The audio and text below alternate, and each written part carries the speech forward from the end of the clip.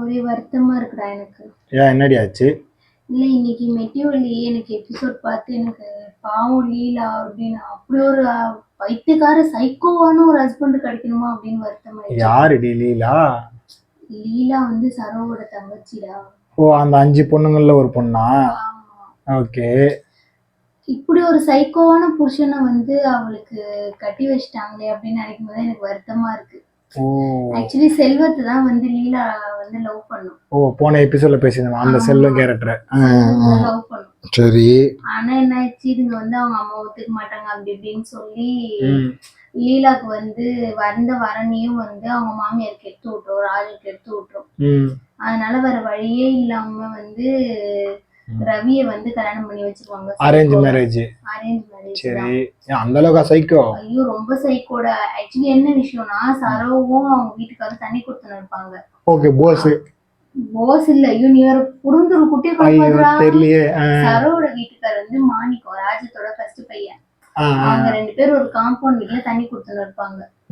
அந்த வீட்ல இருந்து வந்து அப்பெல்லாம் அந்த இன்ஸ்டால்மெண்ட்ல பொருள் விக்கிறது அதெல்லாம் பண்ணுவாங்கல்ல, அந்த பிசினஸ் தான் பண்ணின்னு இருப்பான் ரவி. ஆமா, அப்படிதான் தெரியும் சரோக்கு அவனை. லீலாக்கு வந்து டக்குன்னு இனிமே கல்யாணம் போவே ரவி வந்து அடிக்கடி சொல்லுவான், கோயிலுக்குலாம் போறப்பெல்லாம் சொல்லுவான், நான் இந்த மாதிரி எனக்கு பொண்ணு கிடைக்கணும்னு பாத்துட்டு இருக்கேன், எங்க வீட்லயும் வேண்டிக்கிறாங்க, மௌன வரதெல்லாம் இருக்காங்க அப்படி இப்படின்னு. சரி அவன் நல்லவன் போல அப்படின்ட்டு தான் ரவிக்கு கல்யாணம் பண்ணி கொடுப்பாங்க. சரி. ஆக்சுவலி விஷயம் என்னன்னா, அவன் சரியான சந்தேக பெருவி.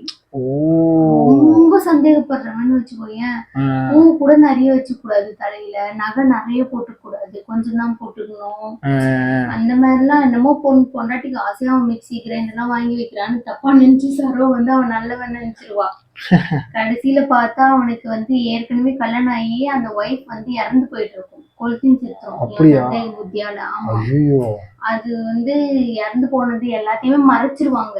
மறைச்சுதான் லீலாவை கல்யாணம் பண்ணி வச்சிருவாங்க. லீலாக்கு ஒரு நாள் அது தெரிய வந்துடும். தெரிய வந்துட்டு இவ கேப்பா, யார் இவ, எப்படி உங்க முன்னாள் பொண்டாட்டி எப்படி செத்தா, அதை சொல்லுங்க அப்படின்னா, நானே அதை மறக்கணும்னு நினைக்கிறேன் அப்படின்னு ஒரு நழுவி ஏமாத்தி விட்டுருவான்.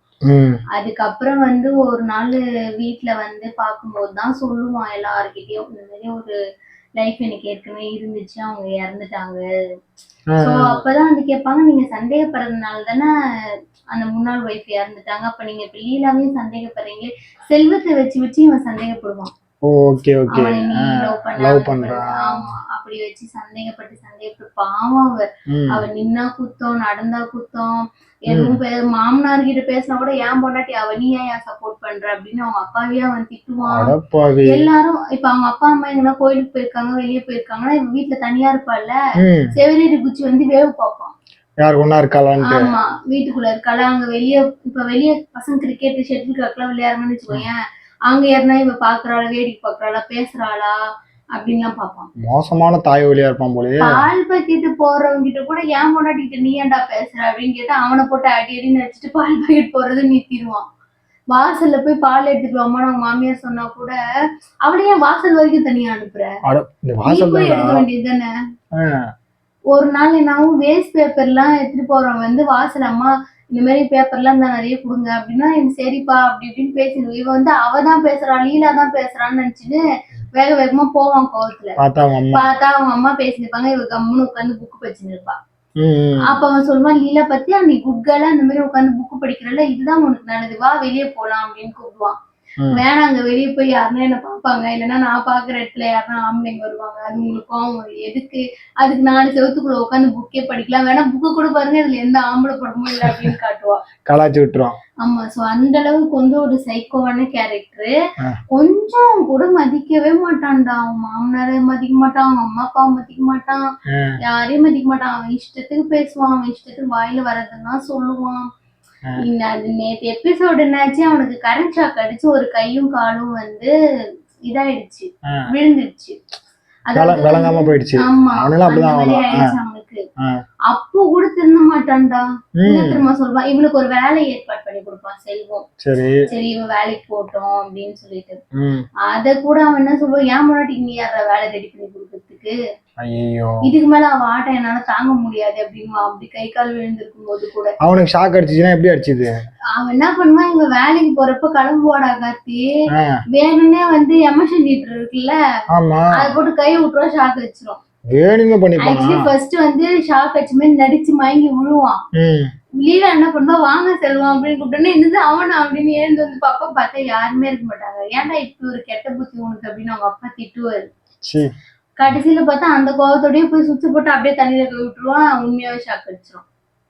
சீ இவ்வளவு கேவலமான ஆளா? இந்த மாதிரிலாம் இப்ப இந்த எனக்கு இன்னைக்கு எபிசோட் பார்த்து எனக்கு என்ன ஒரு வருத்தம்னா, எப்படி சொல்றது, அவனுக்கு வந்து அவ்வளவு அடிபட்டுருச்சுடா கார்த்தி.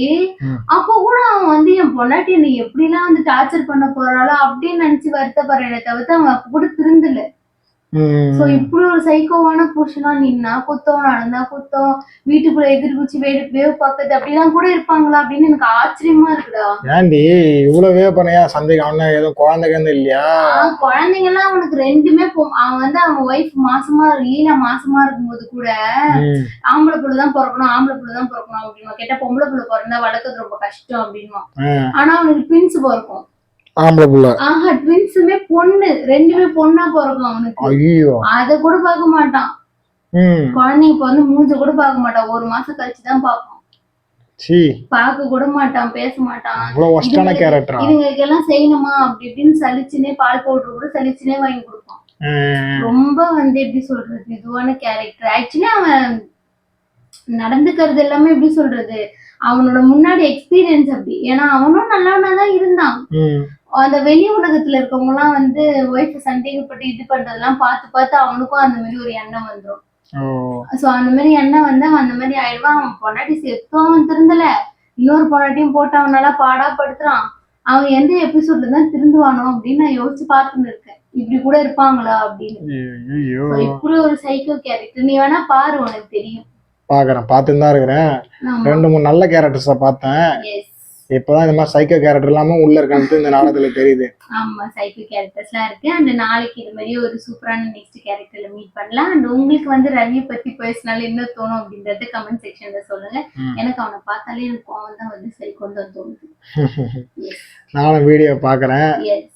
பார்த்துட்டு நானும் கார்த்தி வந்து சொல்றேன். இப்பதான் மெட்டீரியல் இப்பதான் ஆரம்பிச்சு ஒரு 15-20 எபிசோடு போயிட்டு இருக்கான். அவன் போக போகதான் இப்பதான் ஸ்டார்ட் ஆயிருக்கு, ரவி பத்தி தெரிய வரும். போக So, போக. நான் வந்து 697 எபிசோட் பார்த்து முடிச்சிட்டேன் இன்னையோட.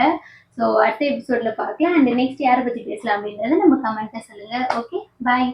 பாய்.